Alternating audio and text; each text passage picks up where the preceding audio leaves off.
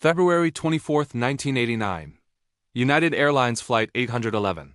A massive Boeing 747, nicknamed the Pacific Clipper, was soaring through the clear night sky over the Pacific Ocean. It had just departed from Honolulu, climbing towards its cruising altitude on a long journey from Los Angeles to Auckland, New Zealand. On board were 335 passengers, many of them families heading home from vacation, and an experienced crew of 18, led by Captain David Cronin. The atmosphere was calm, the engines hummed steadily, and most passengers were settling in for the overnight flight. But in the darkness, high above the waves, a catastrophic failure was about to unleash chaos and turn this routine flight into a desperate fight for survival. Just 20 minutes after takeoff, as the jetliner reached 22,000 feet, a deafening explosion ripped through the cabin. It wasn't a bomb, as the pilots initially feared, but something far more insidious. The forward cargo door on the right side of the aircraft had violently blown off its hinges. The force of the explosive decompression was immense, tearing a gaping hole, 10 feet high and 40 feet long, into the side of the jumbo jet. Imagine a hole the size of a school bus suddenly appearing in the wall next to you. The sudden rush of air was powerful enough to disintegrate 5 rows of business-class seats.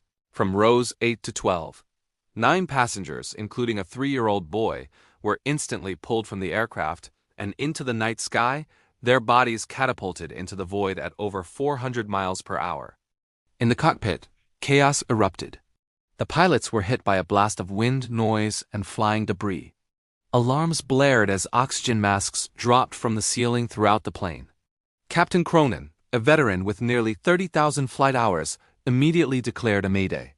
His first thought was a bomb, but the immediate priority was control. The explosion had done more than just rip a hole in the fuselage. Debris from the shattered cargo door had been ingested by the 2 engines on the right wing. Engine number 3 surged and flamed out, its fan blades damaged and causing severe vibrations. Engine number 4 lost thrust and began shedding pieces of its cowling, adding to the drag and instability. Worse still, the flying shrapnel had severed critical hydraulic lines running through the floor of the aircraft. This meant the pilots had limited control over the plane's elevators and ailerons, the very surfaces needed to steer and stabilize the crippled giant. Captain Cronin and his first officer, Gregory Slater, were now wrestling with a 747 that was shaking violently, pulling to the right and barely responding to their inputs. They had to get the plane down to a lower altitude where the air was breathable and then somehow turn it around and make it back to Honolulu, which was now 75 miles away. Back in the cabin, it was a scene of sheer terror. Passengers near the hole stared out into the blackness of the night sky, the wind howling through the aircraft like a hurricane. The temperature plummeted to freezing. Flight attendants, led by Purser Laura Brentano, sprang into action. Despite the terrifying noise and chaos, they moved through the cabin, reassuring passengers and evacuating those seated near the gaping hole to safer seats in the rear. They used flashlights to guide people through the dark, debris-strewn aisles, their training and professionalism kicking in under the most extreme pressure imaginable. One passenger, whose seat had been partially ripped away, was left clinging to the leg of another seat, his feet dangling out into the open sky before being pulled back to safety by fellow passengers and crew. While the cabin crew managed the horror in the back, the flight crew was in a battle of its own. Captain Cronin began a steep turning descent. He had to slow the aircraft down to reduce the structural stress, but the damage made this incredibly difficult. He managed to feather the dead number 3 engine to reduce its drag and decided to keep the damaged number 4 engine running at partial power, gambling that its remaining thrust was more valuable than the risk of it tearing itself completely apart. They were flying a crippled plane that was far heavier than its maximum landing weight, and they were running out of time. Engineers on the ground in Honolulu were on the radio, helping the crew troubleshoot the litany of failures. As the 747 limped back toward the island, another problem became clear. The damage to the hydraulic systems meant they couldn't extend the flaps fully. Flaps are crucial for slowing a plane down for landing. Without them, they would have to land at a dangerously high speed. Captain Cronin calculated their approach speed would have to be around 210 knots, or 240 miles per hour, far faster than a normal 747 landing.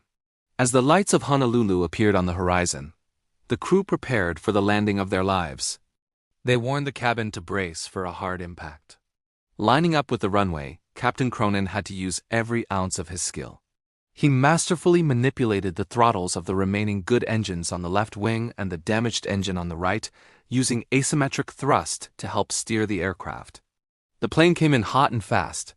At 2:34 local time, just 35 minutes after the explosion, the 747's landing gears slammed onto the runway. The touchdown was hard. Tires screeched and smoked as Cronin applied maximum braking and reverse thrust.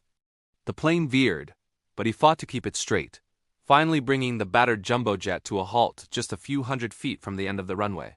Emergency crews swarmed the aircraft, foaming the brakes, which had heated up to over 1,600 degrees Fahrenheit from the high-speed stop. The evacuation began immediately. Despite the terrifying ordeal, all 326 remaining passengers and 18 crew members made it off the aircraft safely, with only minor injuries sustained during the evacuation. It was nothing short of a miracle. The investigation by the National Transportation Safety Board soon uncovered the chilling cause. The 747's cargo doors were an outward opening design. This meant that as the plane pressurized, the air inside pushed the door against its latches. The investigation revealed a critical design flaw. A combination of weak aluminum locking sectors, which were prone to cracking over time, and a faulty electrical switch design meant that the door could appear to be locked when, in fact, the latches weren't fully engaged. On that fateful night, the ground crew in Honolulu had closed the door, and the cockpit indicator light showed it was secure, but mechanically, it was not.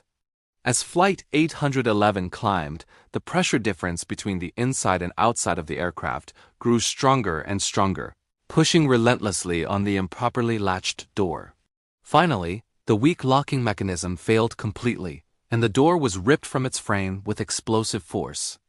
The NTSB had actually warned Boeing about this potential issue years earlier after a similar, though less severe, incident on another 747. The aftermath of United 811 was a wake-up call for the entire aviation industry. The Federal Aviation Administration immediately issued airworthiness directives, mandating significant modifications to the cargo doors on all Boeing 747s worldwide. The fix included replacing the aluminum locking sectors with stronger steel ones, adding new locking pins for redundancy, and redesigning the electrical systems to prevent false locked signals. The heroic actions of the crew, especially Captain David Cronin, were widely praised. His calm leadership and extraordinary airmanship in the face of an unprecedented emergency saved hundreds of lives. He was later honored with the prestigious Pilot Excellence Award. United Airlines Flight 811 remains a powerful lesson in aviation safety. It highlights the catastrophic consequences of design flaws and maintenance oversights, but it also stands as a testament to the incredible skill and courage of flight crews who are trained to handle the unthinkable.